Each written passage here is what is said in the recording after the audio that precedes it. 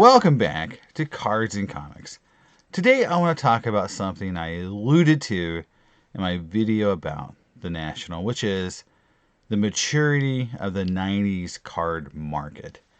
And I want to talk about maturity because you have to think about that market in terms of how much it's gone up, but the mindset of people now entering that market in terms of what they're willing to pay for certain cards.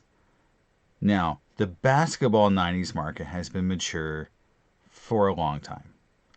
And what you're seeing now is that I just know from just knowledge of the people who are buying Griffey cards that a lot of those folks are now buying 90s baseball cards.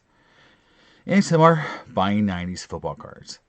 Now, the maturity of the football and baseball card market is definitely not to the level of basketball cards. And I'm going to make some, clear pictures of what I'm talking about here in a second. So you can kind of just see the difference in those markets and just sort of how much further baseball and football has to go.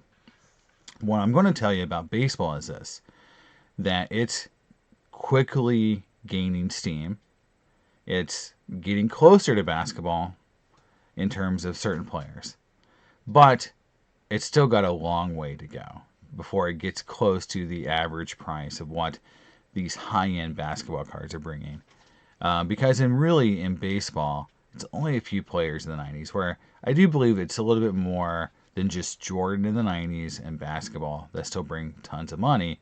In baseball, you're starting to see a little bit of, the Chipper Jones, the Cal Ripkens, some of those Mike Piazza, seeing some of those guys slowly creep up, but it's nowhere near what some of the, the Kobe Bryants and some of the other players of the 90s and basketball bring for the really high-end stuff.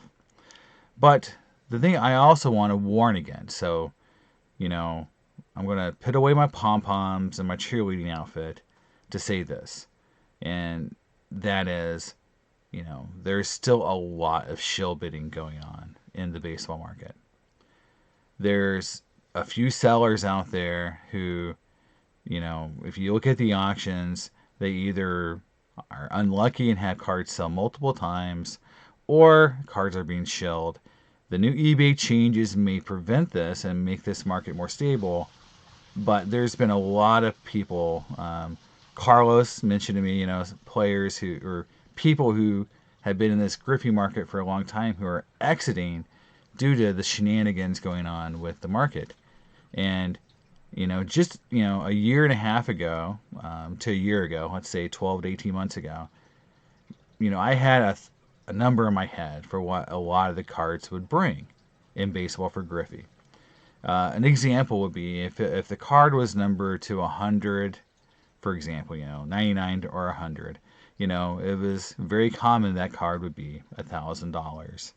$800 to $1,000, maybe 12. That was the range for a lot of cards.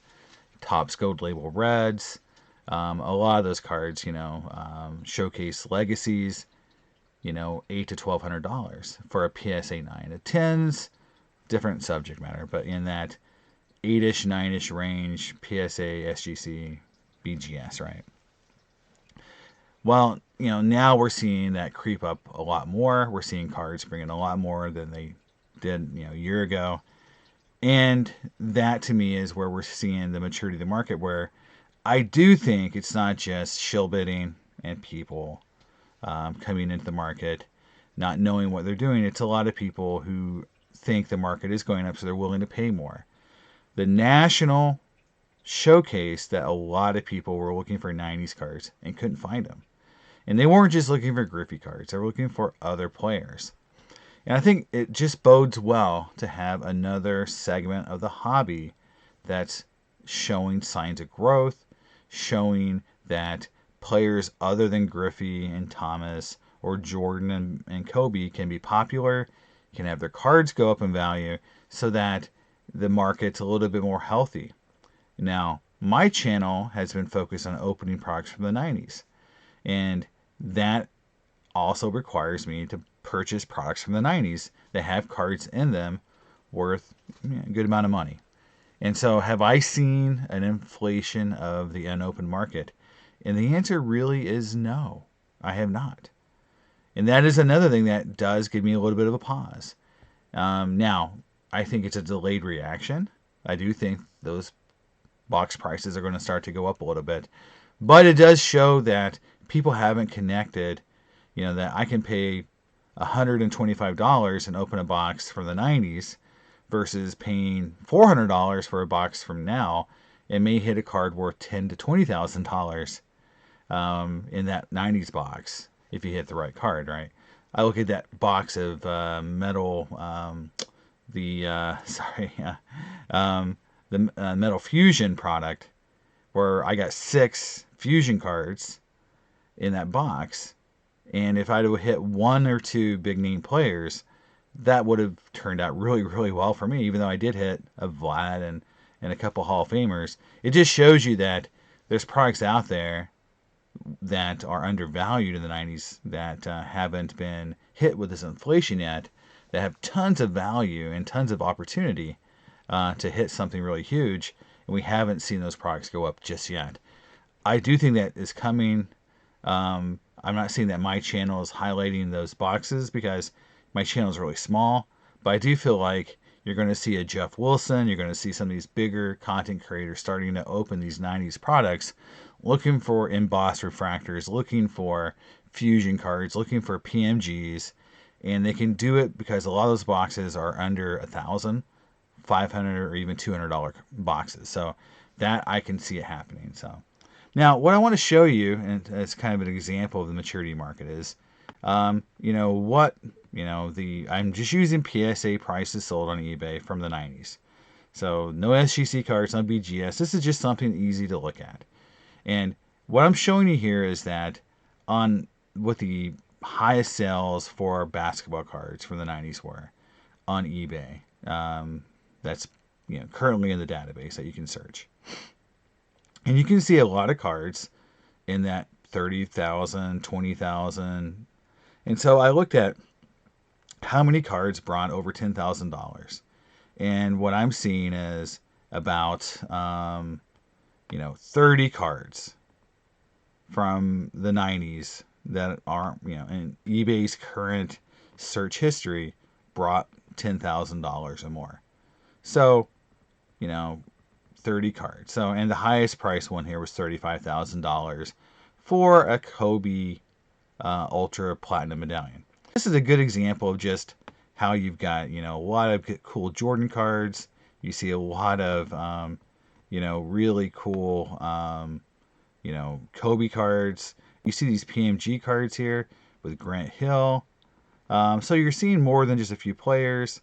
And again, it's just really cool to see Anthony Hardaway on this list. And these are over $10,000 cards, guys. I mean, these are pretty darn big cards, that are being sold here.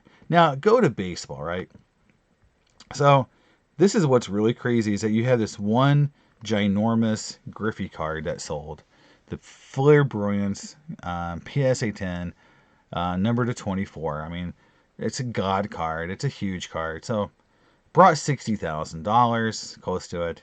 Obviously, after you're paying all your fees and everything, it's a huge card, right? This is like, one of the bigger cards that are out there. But right below it is the titanium out of molten metal. I just mentioned this set to everyone, that you got this molten metal fusion number to 50, so not even number to 24, Griffey PSA 10 that brought 30,000. So again, I opened a box of this on my channel, right? Pulled 6 fusion cards, a couple number to 500. So again, these products are out there. You've got this EX2000, which those boxes are pretty high in price. But right below it, you got 98 Finest with the Man Refractor. Not hard to find that product. So again, $15,000 for that card. 98 Ultra, not an expensive product. You see the no name on front, Frank Thomas. Again, EX2000 Griffey. Again, this isn't even numbered. I just graded this card in a 9. I've got one at PSA right now. So again, you can still open this product. It's not the cheapest, but it's still under $1,000 from what I understand. Last time I looked at it, there is one baseball, basketball crossover card here, but if you look at it, there's 1, 2, 3, 4, 5, 6, 7, 8, 9, 10.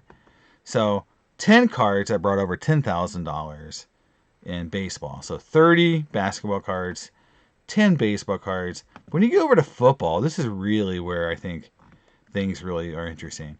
Okay, you got 2 mislabeled basketball cards here. So you have one Peyton Manning card, another Peyton Manning card, and a third Peyton Manning card, which is an aftermarket auto on a red contender's ticket. So really 3 cards brought over $10,000. So 30 basketball cards, 10 baseball cards, 3 football cards. Football cards is really the tough years in the 90s because really it's before Tom Brady. So you got Peyton, you got Favre, you got Marino, but you can see that here's a Troy Aikman legacy 1 of 1. John Elway. Here's a precious PMG Dan Marino. But again, another PMG Dan Marino. So you're seeing a lot of other players. Football is a lot less top heavy, but you don't have the Brady's, the really, really, really big, 2000s players, because Brady started in 2000. So football is a little weird. If I put 2000 in here, obviously you'd see a huge spike in Brady cards that are worth a ton of money. But it just does show you that in the 90s, football is very underrepresented as far as just huge cards. There's PMGs, there's autos, there's still a lot of great refractors. There's showcase cards. So they have great cards. There's the red Marino, PMG. There's a 24K Marino, brought $3,500. Griffey brought 58,000 or whatever it was. This card brought 3,500. So I know Marino and Griffey not the same thing, but it just shows you that you have the same cards. You have some great players in '98. You still got Barry Sanders, and that's one thing I don't see on this list is a lot of Barry Sanders cards, right? So again, a PMG Sanders would bring a ton of money. So again, a green, Barry Sanders would be something huge. There's a red Aikman, brought almost $2,800. So there is just a lot of, I think, room for football to maneuver. But really, baseball is getting mature. When you're seeing multiple cards bring in $30,000, almost $20,000 for this EX 2000 essential credentials. Again, these are all PSA 10s.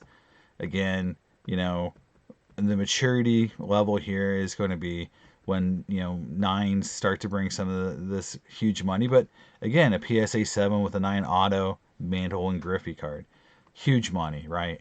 So this is just what I want to show you guys is that we have to think about as we get more and more of this maturity of this market, and as people are going into it, maybe with these new eBay rules, can this market continue to grow at this rate? Will we see baseball cards continue to rise in value in the 90s? And my prediction is this, that there will be somewhat of a slowdown in Griffey cards. There just has to be. There's some escalation here that's just not normal with Griffey, right?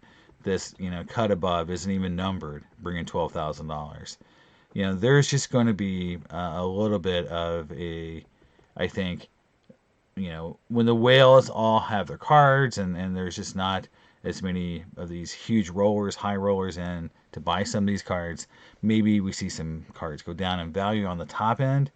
But I do think we're going to see more and more people come into this market. Maybe not at the very, very top, but in that $500 to $2,000 range of cards, 90s autos, the refractors. Those cards are going to have some value growth.